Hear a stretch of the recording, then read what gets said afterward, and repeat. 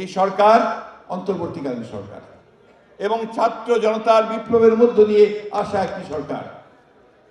প্রায় 2000 ছাত্র জনতার রক্তের উপর দিয়ে এই সরকার গঠিত হয়েছে। আমাদের প্রত্যেকের যে আশা, যে প্রত্যাশা, যে এই সরকার জনগণের সে আশা পূরণ করবে। এবং আমরা বারবার করে কথা বলে আসছি যে দেশে গণতান্ত্রিক ব্যবস্থা প্রতিষ্ঠা না করলে কোনো মতেই আমরা একটি স্থিতিশীল অবস্থা পাবো না। এবং সেই জন্যই আমরা বারবার করে বলেছি, সেই প্রথম থেকেই বলে আসছি ওই একটি কথাই, যে দেশে একটি প্রকৃতপক্ষে একটি নিরপেক্ষ নির্বাচনের মধ্য দিয়ে জনগণের সরকার প্রতিষ্ঠা করতে হবে। এবং এটার জন্যই আমাদের আন্দোলন করছি দীর্ঘদিন ধরে। বন্ধুগণ, আজকে সেই জায়গায় বিভিন্ন রকম প্রশ্ন তুলে একটা নৈরাজ্যের দিকে দেশকে নিয়ে যাওয়ার চেষ্টা করা হচ্ছে, যাদিকে নেওয়া হচ্ছে। কিছু সংখ্যক মানুষ তারা অন্যায়ভাবে দেশকে, দেশের মানুষকে তারা আজকে বিক্ষুব্ধ করে তোলার চেষ্টা করছেন। বিভিন্নভাবে সবাইকে রাস্তায় নিয়ে আসার জড়ো করার চেষ্টা করছেন। এবং সেই একইভাবে একই কায়দায় দেশে একটা নৈরাজ্য, একটা এনার্কি সৃষ্টি করার চেষ্টা করছেন। এটা কোনো মতেই বাংলাদেশের স্বাধীনতার জন্য শুভ নয়। এটা কোনো মতেই বাংলাদেশের গণতন্ত্রের জন্য শুভ নয়। এটা কোনোদিনই বাংলাদেশের স্থিতিশীলতার জন্য শুভ নয়।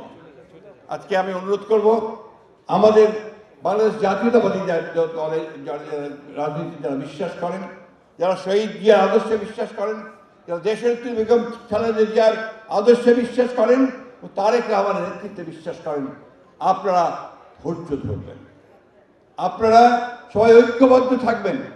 এবং সেই সঙ্গে সমগ্র দেশের মানুষকে আহ্বান জানাতে চাই যে আজকে এই কাদা ছড়াছড়ি বন্ধ করে, তর্ক বিতর্ক বন্ধ করে সবাই ঐক্যবদ্ধ থাকুন, যাতে করে ঐক্যবদ্ধ থাকার মধ্য দিয়ে আমরা একটা গণতান্ত্রিক জায়গায় পৌঁছতে পারি।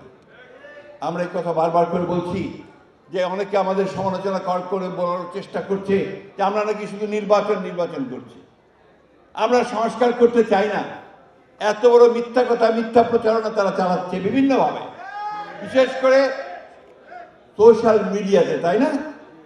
কয়েকজন মানুষ, গুটি কতক মানুষ তারা টার্গেট করেছে বিএনপিকে, মিথ্যা প্রচারণা, অপপ্রচার করে বিএনপিকে হেয় প্রতিপন্ন করতে চায়। কারণ বিএনপি হচ্ছে সেই দল যারা এই দেশের স্বাধীনতা সার্বভৌমত্বকে রক্ষা করেছে অতীতে, এখনো করবে। এই দেশের স্বাধীনতা তো নিয়ে এসেছে বিএনপির প্রতিষ্ঠাতা শহীদ প্রেসিডেন্ট জিয়াউর রহমান। গণতন্ত্রের সূচনাও করেছেন শহীদ প্রেসিডেন্ট জিয়াউর রহমান। দেশের বেগম খালেদা জিয়া দীর্ঘ 9 বছর সংগ্রাম করেছেন এই গণতন্ত্রের জন্য, আর নির্বাসিত হয়ে তারেক রহমান সাহেব আজকে সেই গণতন্ত্রের জন্য সংগ্রাম করেছেন। আমরা প্রায় 60 লক্ষ মানুষ মিথ্যা মামলায় জর্জরিত হয়েছি। আমাদের প্রায় 20,000-এর উপরে বেশি আমাদের নেতাকর্মী হত্যা করা হয়েছে। ইলিয়াস আলী সহ 700 জন অত্যন্ত দৃঢ়চেতা নেতাকে গুম করা হয়েছে। আপনারা আয়নাঘর সবাই দেখেছেন, তাই না? এই আয়নাঘরে দেখুন আমাদের কত ছেলেকে ধরে নিয়ে গেছে আয়নাঘরে, গুম হয়েছে কতজন, তার মধ্যে দেখবেন 90% হচ্ছে বিএনপির লোক ছিল। বন্ধুরা,